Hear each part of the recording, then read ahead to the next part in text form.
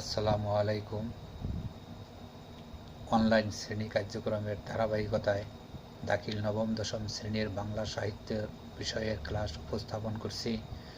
আমি আবু আহসান, সিনিয়র শিক্ষক, আলহাজ কাজী দিদার বক্স ইসলামিয়া দাখিল মাদ্রাসা।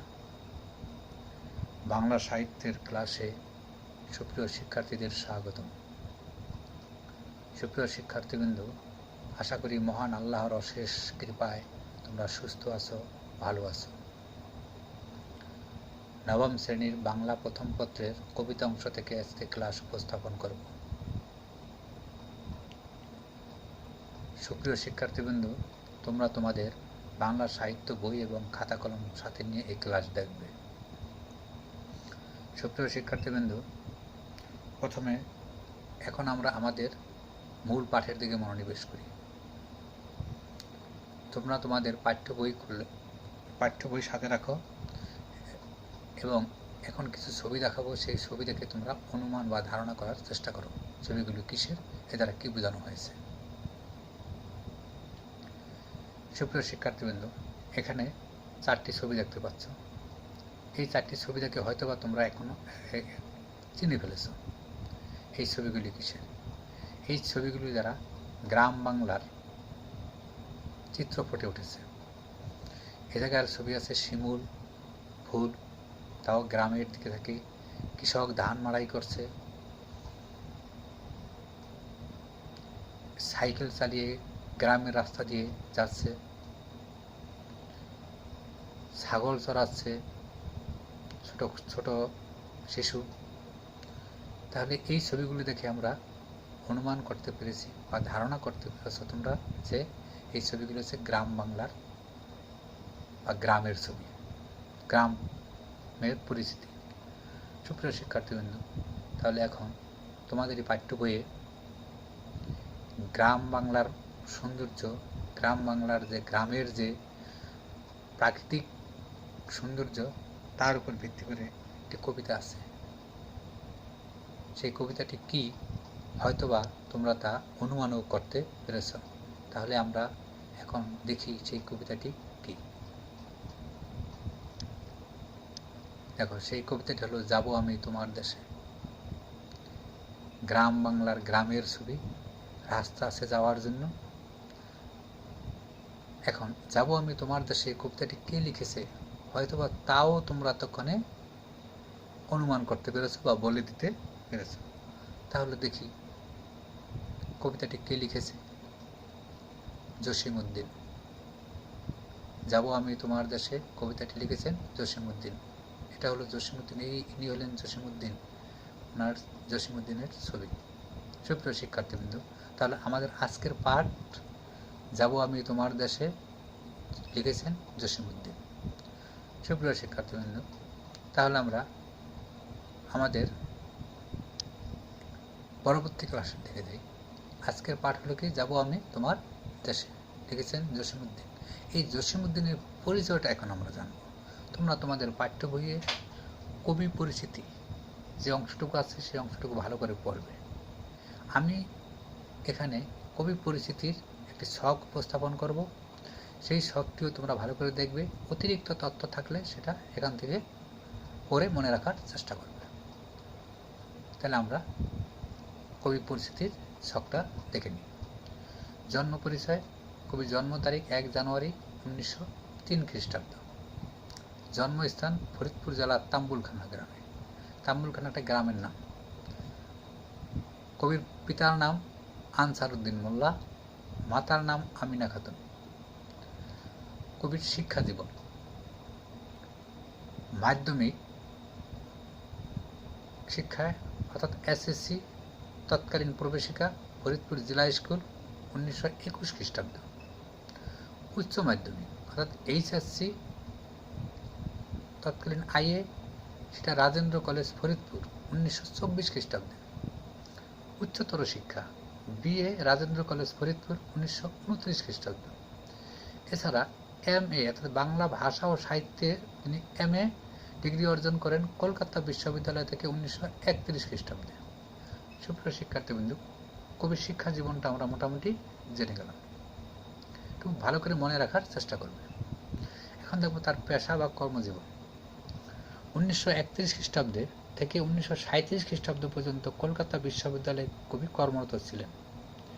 37 খ্রিস্টাব্দ থেকে 1943 খ্রিস্টাব্দ পর্যন্ত তিনি ঢাকা বিশ্ববিদ্যালয়ে অধ্যাপনা করেন।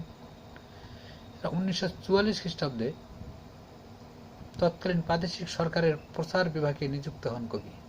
সরকারি চাকরি থেকে অবসর নেওয়ার পর কবি আমৃত্যু সাহিত্য সাধনায় নিমগ্ন ছিলেন। এটা ছিল কবির কর্মজীবন। এখন দেখো তার সাহিত্যকর্ম। কবির অনেক সাহিত্যকর্ম আছে। তার ভিতরে আছে কাহিনী কাব্য কি নকশিকাঁথার মাঠ, সুজন বাদিয়ার ঘাট, সকিনা, মাঝে জননী কান্দে।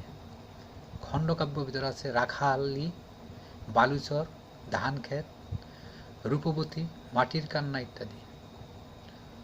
গদ্য গ্রন্থের ভিতরে আছে যাদের দেখেছি, জীবন কথা, ঠাকুর বাড়ির আঙ্গিনায়, বোবা কাহিনী। ভ্রমণ কাহিনী আছে চলে মুসাফির। শিশুতোষ রচনা আছে হাসু, এক পয়সার বাসি, ডালিম কুমার, বাঙালি হাসির গল্প ইত্যাদি।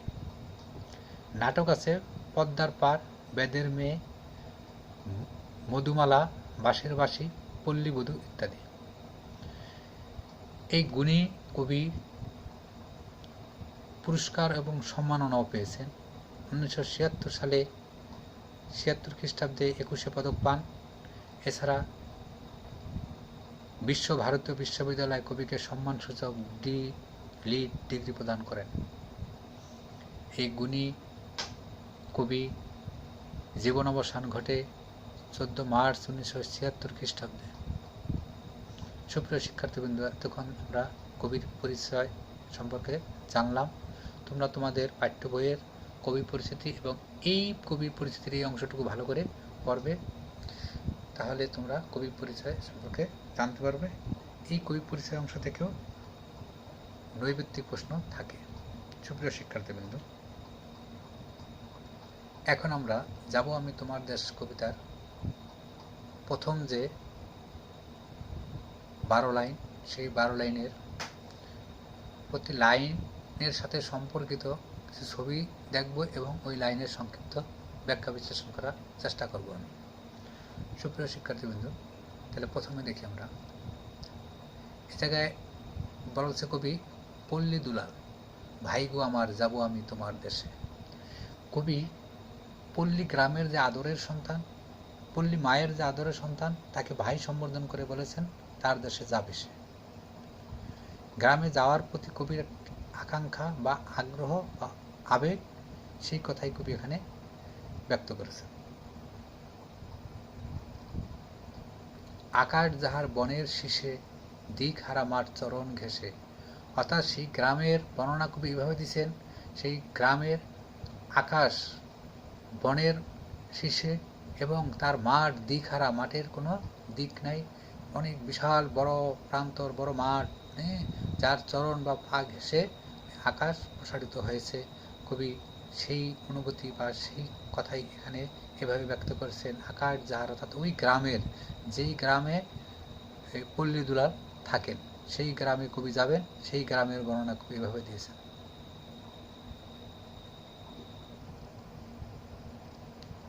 দূর দেশীয় মেঘ কনেরা মাথায় লয়ে জলের ঝাড়ি। সেই গ্রামের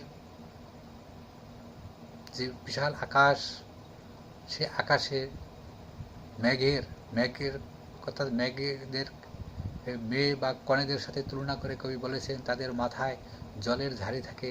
অর্থাৎ জল বা পানি দেওয়ার জন্য, অর্থাৎ চারা গাছে পানি দেওয়ার জন্য যেন একটি ওই পানি ঝর্ণার মতো একটি পাত্র থাকে, সেটাকে কবি ঝাড়ি বলেছেন।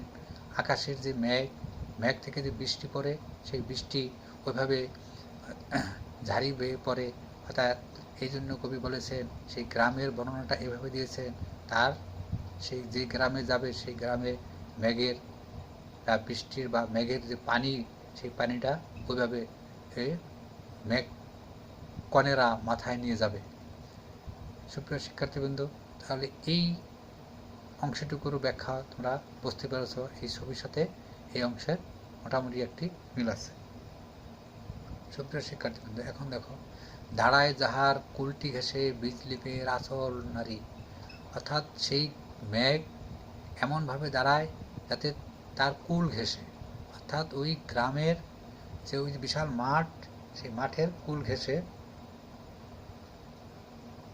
যেরকম ওই মেঘের সময় বিদ্যুৎ চমকায় বা বিজলি চমকায়, বিজলি চমকানোটা কবি গ্রামের মেয়েদের এই যে শাড়ির আঁচড় বা পায়ের বলি আমরা, সেই পেরে নাড়া বা আঁচড় নাড়ার যে এই অনুভূতি বা আঁচড় নাড়ার যে দৃশ্য, সেটাকে তিনি বিজলির সাথে তুলনা করেছেন। বেতসকে আর বনে যেথায়, ডাউক মেয়ে আসর মাতায়, পল্লী দুলাল ভাই গো আমার, যাবো সেথায়। কবি সেই গ্রামে যাবে যেই গ্রামের বনে, কি বনে, বেদ বনে, বেতস মানে বেদ, বেদ বনের ভিতরে ডাউকেরা ডাকে এবং আসর জমায় ডাকে, সেই গ্রামে কবি যাবে, সেই কথা কবি পল্লী দুলালকে বলেছেন। তোমার দেশে যাব আমি, দিগল বাঁকা পন্থখানি, অর্থাৎ পল্লী দুলালের যে গ্রাম, সেই গ্রামে কবি যাবে, সেই গ্রামে যাওয়ার যে পথ, সেই পথ দীর্ঘ এবং অনেক আঁকা বাঁকা পথ। এই জন্য কবি বলেছেন, তোমার দেশে যাব আমি, দিগল বাঁকা পন্থখানি, সেই পথ হচ্ছে দীর্ঘ এবং আঁকা বাঁকা। ধান কাউনের ক্ষেতের ভেতর সরু সুতোর আসর টানি, সেই পথ এরকম ধান কাউনের ক্ষেতের ভিতর দিয়ে সেই পথ প্রসারিত, এবং সেই পথ দেখতে সরু বা চিকন সুতা দিয়ে, যেমন নকশি কাতার উপরে সেলাই করলে যে আসর টানা হয়, সেই আসর যেরকম দেখায়, ওই ধান কাউনের মাঠের ভিতর দিয়ে যে সরু পথ, সেই পথটাকে কবি সেই সুতোর আসরের সাথে তুলনা করেছেন। সেই আসরের মতো, অর্থাৎ পল্লীর গ্রামের, পল্লীর এই যে দুলালের গ্রাম, সেই গ্রামের বর্ণনা কবি এভাবে দিয়েছেন। সেই গ্রামে যাওয়ার যে রাস্তা, সেই রাস্তার বর্ণনা দিয়েছেন সরু সুতার আসর টানি। গিয়াছে সেবা হাবা মেয়ের, এলো মাথার সিথির মতো, অর্থাৎ সেই পথটি এমনভাবে গিয়াছে, মনে হয় যেন গ্রামের সহজ সরল মেয়ের, হাবা গাবা মেয়ের মাথায় এলোমেলো যে সিথি, সেই সিথি যেরকম এলোমেলো থাকে, সেই সিথির সাথে কবি ওই পল্লী দুলালের গ্রামে যাওয়ার যে পথ, সেই পথকে পথের তুলনা দিয়েছেন। কোথাও সিধে কোথাও বাঁকা, গরুর গায়ের রেখায় ক্ষত, সেই পথ কোথাও সোজা আছে, কোথাও বাঁকা আছে। সিধে মানে সোজা, বাঁকা তো বাঁকা বুঝি, কোথাও সিধে কোথাও বাঁকা, কোথাও দেওয়া সোজা আছে, কোথাও বাঁকা আছে। কীরকম, গরুর গায়ের রেখায় ক্ষত, গরু যেরকম হাড় ডিসার বা হাড় দেখা যায়, সেরকম গরুর হাড়ের দেখা যায়, এবং ক্ষত মানে ঘা সমৃদ্ধ, এবং ঘা থাকে গরুর, সেই গরুর সাথে কবি ওই রাস্তার তুলনা বা ওই পথের তুলনা করেছেন। সেই পথ হবে আঁকা বাঁকা এবং কোথাও কোথাও খাদ বা ক্ষত বা ভাঙ্গা রাস্তা থাকবে, সেই তুলনা কবি দিয়েছেন পল্লী দুলালের গ্রামের যাওয়ার রাস্তার বর্ণনা। সুপ্রিয় শিক্ষার্থীবৃন্দ, তারপরের অংশ দেখি আমরা। সেই গ্রামে যাবে কিভাবে? গাজনতলির মাঠ পেরিয়ে শিমুলডাঙ্গা বনের বায়ে, সেই গ্রাম হবে, গ্রামে যাওয়ার পথ হবে গাজলতলি একটি মাঠ আছে, সেই মাঠ পেরিয়ে শিমুলডাঙ্গা, শিমুল গাছের যে ফুল, সেখানে বনের বায়ে সেই বাতাসে শিমুল গাছের ফুলের গন্ধ ছড়াবে, সেই পথ ধরে কবি পল্লী দুলালের গ্রামে যাবে। কোথাও গায়ে রোদ মাখিয়া ঘুম ঘুমায়ে গাছের ছায়, সেই গ্রামে যাওয়ার সময় পথে কবি দেখবে যে গ্রামের কৃষকেরা, গ্রামের শ্রমিকেরা ক্লান্ত শ্রান্ত হয়ে মাঠে গাছের নিচে বসে তাদের ঘাম বা ক্লান্তি থেকে বিশ্রাম নিচ্ছে, এবং কেউ আবার ঘুমায়ে ঘুমায়ে আছে গাছের ছায়ে, সেই কথাই কবি বর্ণনা করেছেন।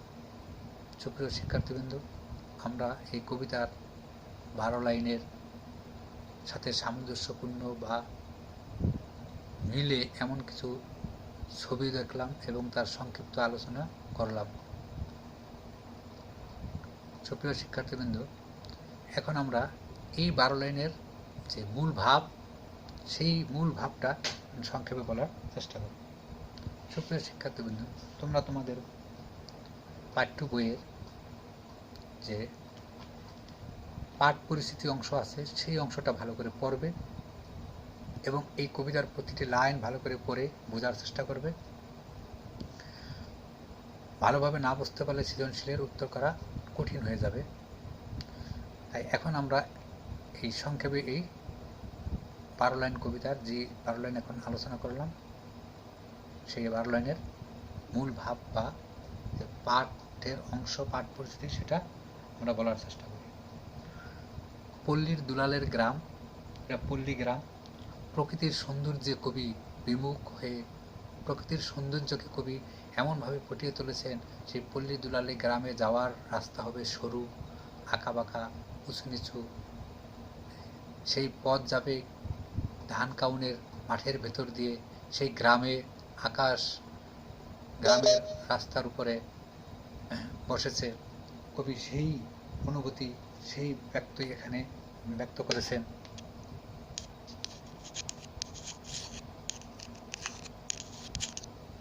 সুপ্রিয় শিক্ষার্থীবৃন্দ, এছাড়া সেই পথে গায়ে মেয়ের সেই পথ দিয়ে যাওয়ার সময় যেরকম কবি দেখবে যে বিজলি বা বিদ্যুৎ চমকানোর অনুভূতি, বিদ্যুৎ চমকানো যেরকম মেয়েদের শাড়ির আঁচল নড়ে, সেইভাবে কবি তার অনুভূতি ব্যক্ত করেছেন।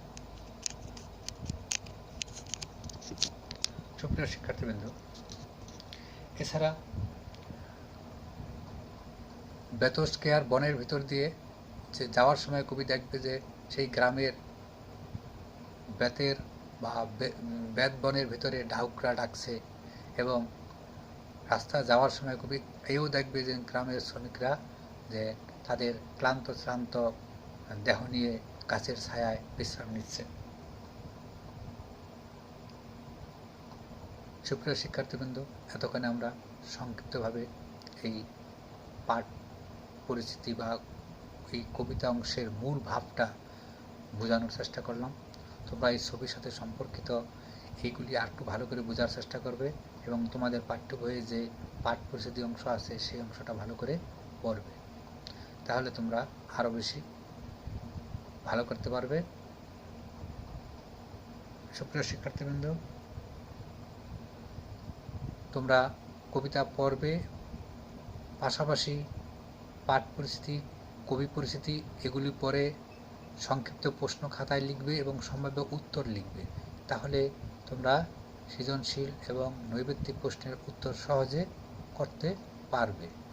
সুপ্রিয় শিক্ষার্থীবৃন্দ, এখন আমরা একটু বাড়ির কাজ দিয়ে দিই। তোমরা এই বাড়ির কাজ তৈরি করে তোমাদের স্যারদেরকে দেখে নেবে যখন ফেস টু ফেস ক্লাস শুরু হবে। সুপ্রিয় শিক্ষার্থীবৃন্দ, সংক্ষিপ্ত দুটি প্রশ্ন। পল্লী দুলাল কে? 2 নম্বর প্রশ্ন, পল্লী দুলালের দেশ দেখতে কেমন? এই দুটা প্রশ্ন উত্তর লিখে নেবে, লিখে রাখবে এবং তোমরা নিজেরাও এরকম একাধিক প্রশ্ন তৈরি করে তার সম্ভাব্য উত্তর লিখে নেবে। সুপ্রিয় শিক্ষার্থীবৃন্দ, এতক্ষণ এই যাব আমি তোমার দেশে কবিতার প্রথম 12 লাইনের সংক্ষিপ্ত ব্যাখ্যা করার চেষ্টা করেছি। আশা করি তোমরা এ থেকে কিছুটা হলেও উপকৃত হয়েছ। বেশি বেশি করে বই পড়বে, তাহলে আরও বেশি বেশি জানতে পারবে। এতক্ষণ ধৈর্য ধরে এই ক্লাস দেখার জন্য তোমাদের ধন্যবাদ। পরিশেষে ক্লাস থেকে বিদায় নেওয়ার আগে মহান আল্লাহর নিকট তোমাদের সুস্থতা এবং ভবিষ্যৎ উজ্জ্বল হোক এই কামনা, এই আশাবাদ ব্যক্ত করে আজকের মতো শেষ করছি। আল্লাহ হাফেজ।